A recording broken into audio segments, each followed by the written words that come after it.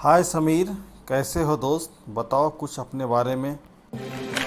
सब ठीक है दोस्त। मैं आज तुमसे हेल्थ इंश्योरेंस के बारे में जानना चाहता हूँ। इसके बारे में बहुत सारी कन्फ्यूजन है। थोड़ा सा हेल्प करो हमें। अच्छा, हेल्थ इंश्योरेंस के बारे में क्या जानना चाहते हो? हेल्थ इंश्योरेंस क्या है, क्यों लेना चाहिए,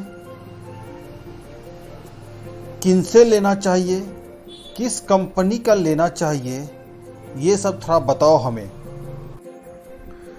ठीक है, इसे अच्छी तरह से समझना। हेल्थ इंश्योरेंस में बहुत सी बारीक टर्म एंड कंडीशन होता है। मैं आज कुछ खास बिंदुओं, लगभग 15-20 अलग अलग तरह के बिंदुएं हैं जिस पर हमें गौर करना होगा। साथ में यह जानना जरूरी है कि क्लेम कब नहीं मिलता है। ये हम लोगों के लिए बहुत ही ज़रूरी है। इस पर अंत में हम लोग ज़रूर बात करेंगे। और एक बात तुमने अच्छा कहा कि हमें हेल्थ इंश्योरेंस या टर्म इंश्योरेंस कहाँ से लेना चाहिए, इस पर हम ज़रूर से बात करेंगे। दोस्तों, सभी से उम्मीद करते हैं कि आप सभी को ये जो हमारे बीच वार्तालाप हो रही है, इसे आप ज़रूर ध्यान से सुनेंगे और पूरा समझने की कोशिश करेंगे। तभी यह हमें हेल्थ इंश्योरेंस के जो बारीकियां हैं उसके बारे में समझ आएगा। और उम्मीद करते हैं आप लोग, जो लोग भी नए हैं, इसे ज़रूर सब्सक्राइब करें और नए से नए लोगों तक इसे पहुंचाएं। धन्यवाद। और इससे बाकी चीज़ आप भैया से सुनिए। मैंने कुछ यूट्यूबर से सुना था कि हेल्थ इंश्योरेंस या टर्म इंश्योरेंस हमेशा ऑनलाइन लेना चाहिए क्योंकि यह सस्ता पड़ता है। लेकिन दोस्तों, मैंने देखा है कि कुछ अच्छे ब्रांडेड कंपनी जो इंश्योरेंस कंपनी या हेल्थ इंश्योरेंस सेल करती है और उन्हीं यूट्यूबरों के द्वारा बताए गए बेस्ट हेल्थ इंश्योरेंस और टर्म इंश्योरेंस कंपनी का जो प्रीमियम है, ऑनलाइन और ऑफलाइन के प्रीमियम में ज़्यादा का कहीं डिफरेंस नहीं है या तो नहीं के बराबर है। आप इसे चेक कर सकते हैं। लेकिन सबसे पहले यह कहूँगा कि पॉलिसी लेने समय जितना ज़रूरी है उससे कहीं ज़्यादा क्लेम के समय हमें एडवाइज़र का योगदान रहता है।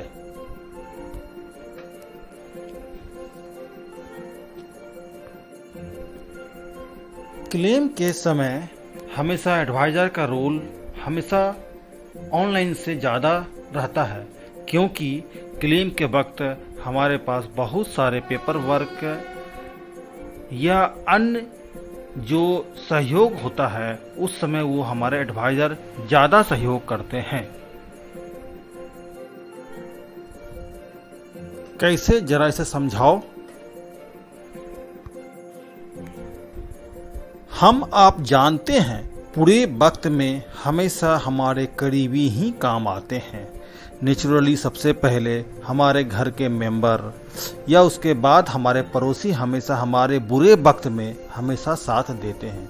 अच्छे वक्त में तो सभी साथ दे रहे हैं, बुरे वक्त में हमारे करीबी ही साथ देते हैं। अब यहाँ से हम लोग इसे बहुत ध्यान से सुने क्योंकि अब हम यहाँ हेल्थ इंश्योरेंस के रिलेटेड जो 20-25 बिंदुआं जो खास बिंदु है जहाँ पर हमको ध्यान देना चाहिए और यही ध्यान नहीं देने की वजह से हमें क्लेम में परेशानी होता है। तो अभी सबसे पहले हम ये शुरू करने जा रहे हैं। सबसे पहला चीज़ ये है कि हेल्थ क्लेम के लिए हमें 24 घंटा का हॉस्पिटलाइजेशन होना ज़रूरी है। जो मैं बता रहा हूँ ये हर कंपनी का अलग अलग प्रोडक्ट के हिसाब से थोड़ा बहुत अंतर होगा। तो यहाँ पर 24 घंटा हॉस्पिटलाइजेशन ज़रूरी है। पहला, कैशलेस या कोई भी क्लेम के लिए। हमें रोड एम्बुलेंस के लिए भी हर साल कुछ इसमें हम लोग को कुछ इसमें बेनिफिट मिलता है। इसके अलावा जो हम लोग का है सबसे मुख्य बिंदु, जब हम कहीं हॉस्पिटलाइजेशन होते हैं तो उसके पहले हो सकता है हमारा कुछ तबीयत पहले से ख़राब हो। उस कंडीशन में हमें 60 दिन पहले का जो भी ट्रीटमेंट में खर्च हुआ है और पोस्ट हॉस्पिटलाइजेशन जब हमारा हॉस्पिटल से डिस्चार्ज होते हैं उसके बाद अगले 90 दिन तक का जो भी मेडिकल एक्सपेंसेस होता है ये सारा चीज़ कवर होता है। उसके साथ साथ हम ये भी बताएंगे रूम रेंट का कैपिंग नॉर्मली 5 लाख से ऊपर का पॉलिसी में नहीं होता है, लेकिन 5 लाख से नीचे में रूम का कैपिंग रहता है। एक बात हमें यह भी याद रखना होगा, कभी कभी हम हॉस्पिटल में जब भर्ती होते हैं उस वक्त सिंगल एसी रूम नहीं खाली रहने पर हमें शेयर्ड रूम में भर्ती होना पड़ता है, जिसे हम कह सकते हैं जनरल वार्ड में भर्ती होते हैं। उस कंडीशन में कंपनी हमें अलग से हमको कुछ न कुछ कैश रिवार्ड देती है, क्योंकि उसमें कंपनी को कुछ न कुछ कॉस्ट कम पड़ रहा है। प्लस जब हम कहीं आप जो जनरल वार्ड में रह रहे हैं तो उसके लिए हमारे साथ में जो रहने वाले हैं उनके लिए कुछ एक्सपेंसेस वहाँ पर वो बेयर करती है। हमारा जो ट्रीटमेंट होता है वो लगभग सारी कंपनी जो भी हेल्थ इंश्योरेंस से रिलेटेड हैं वो सभी लगभग कैशलेस ही है। कुछ लाइफ इंश्योरेंस से रिलेटेड जो हेल्थ इंश्योरेंस पॉलिसी बेचती है, वहीं पर कुछ कंपनी जो कि पहले हम लोग ट्रीटमेंट करा के अपना सारा खर्चा बेयर करें, उसके बाद रिम्बर्स का पोजीशन आता है। और इसके साथ साथ में एक और चीज़ मैं कहने जा रहा हूँ, जो अभी मैंने पहले भी बताया था कि 24 घंटा का हॉस्पिटलाइजेशन ज़रूरी है, लेकिन बहुत सारे ऐसे डिजीज़ हैं जैसे कि मोतियाबिंद या और भी बहुत सारे जो है जिसके लिए पूरा 24 घंटा भर्ती होने का नहीं होता है। उस तरह का भी लगभग बहुत सारे डिजीज़ हैं जो कि एक दिन से कम का भर्ती होना, 2 घंटा 4 घंटा 6 घंटा के ट्रीटमेंट में ही मेरा ठीक हो जाता है, वो सब कवर होता है। ऑटो रिचार्ज का मतलब ये है यदि हम सेम डिजीज के लिए कहीं ट्रीटमेंट करा रहे हैं और मान के चलिए मेरा 5 लाख का पॉलिसी है और 5 लाख से भी पॉलिसी में मेरा खर्च हो गया, उस कंडीशन में कंपनी 25% एक्स्ट्रा वहाँ पर भी बेयर करती है। जैसे मान के चलिए 5 लाख का है, यदि 5 लाख से नहीं 5.5 लाख खर्चा लग गया तो भी कंपनी वहाँ पर हमारे लिए वो बेयर करती है। ये सब कुछ कंपनियाँ सुविधा देती है जो हमें पॉलिसी लेने समय ध्यान रखना होगा। नो क्लेम के बारे में मैंने पहले ही बता दिया कि जैसे जब भी वो हमारा नो क्लेम आएगा तो कुछ न कुछ हमारा समस्या और बढ़ते चला जाएगा।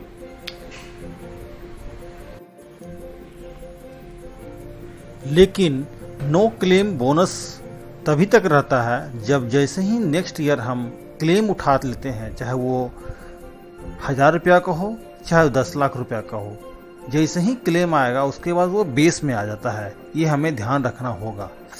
और एक चीज़ और मैं बताना चाहता हूँ, साथ में ये ध्यान रखिएगा कि जब भी हम लोग हर साल समय जैसे ही हम लोग का बीतता है उसके बाद हर कंपनी, वहाँ पर हर कंपनी नहीं बोल सकते हैं, कुछ कंपनियाँ यहाँ पर हमें एक हेल्थ चेकअप के लिए कुछ अलग से फंड क्रिएट करके रखती है। तो यदि हमें कुछ अलग से कुछ हेल्थ चेकअप करना पड़ता है, ये हमारे समस्याओं पर निर्भर करता है कि वो हमारा हेल्थ चेकअप के लिए क्या हमें वो बोनस देती है। हर पॉलिसी के हिसाब से कुछ न कुछ अलग अलग सुविधा, जैसे एयर एम्बुलेंस की सुविधा हो गया, रोड एम्बुलेंस की सुविधा, वो हम पहले भी बताया है।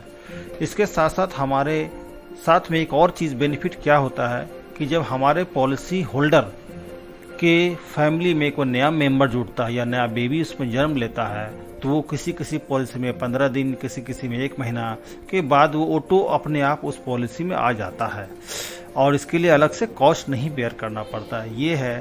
साथ साथ में हमारे कंपनी जो फ्री ऑफ कॉस्ट जो एक सुविधा देती है, कि यदि हमारे साथ कहीं भी कोई फैमिली में कोई बीमार पड़ता है या कहीं हम ट्रीटमेंट करा रहे हैं, उससे रिलेटेड हम कहीं भी जो भी कंपनी के जो रेपुटेड डॉक्टर है उसे फ्री ऑफ कॉस्ट हम एडवाइस ले सकते हैं। ये सब सुविधा हमें कंपनी देती है।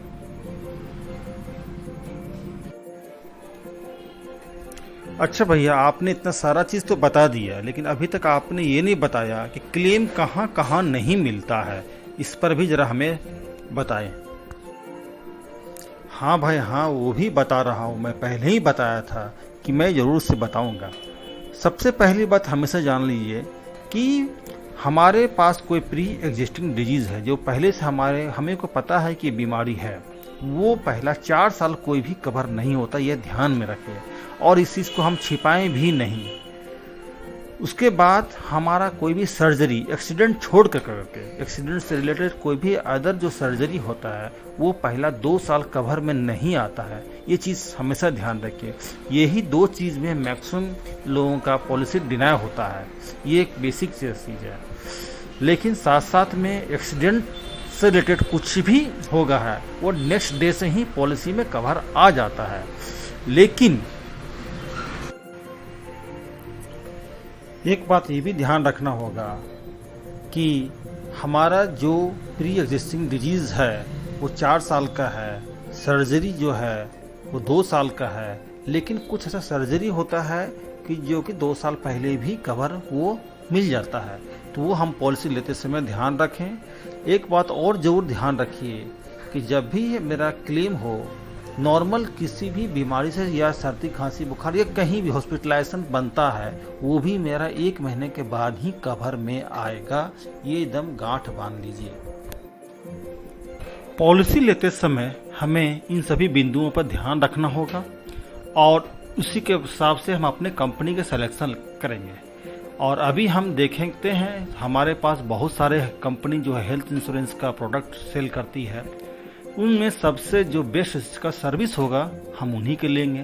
तो आज के डेट में सरकारी कंपनी भी है, प्राइवेट कंपनी भी है, सारे कंपनी है, जिसमें कि देखिए हेल्थ इंश्योरेंस सेक्टर में स्टार हेल्थ का जो है अभी सबसे टॉप में है, क्योंकि पूरा इंडस्ट्री का लगभग 40% का आसपास पूरा जो बिजनेस होता है लगभग उसी के पास है।